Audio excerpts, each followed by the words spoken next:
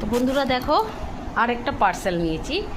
এইটা হচ্ছে আমার জন্য নয়, এটা হচ্ছে আমার গোপালের জন্য।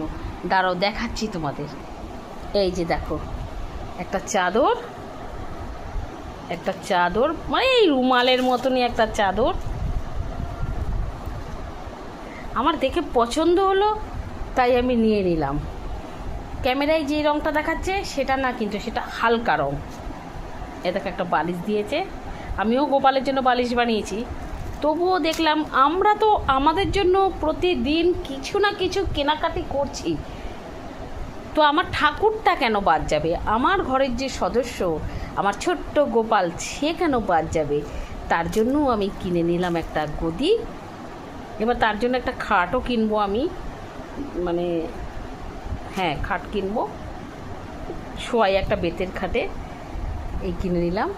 দেখো, দাম কিন্তু বেশি নয়, 116 টাকা। তবে কেমন হলো তোমরা একটু জানিও। দেখো,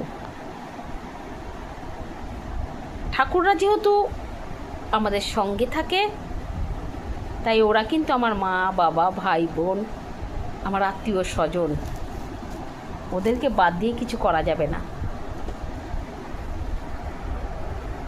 কেমন লাগলো তোমরা কিন্তু কমেন্ট করে জানিও।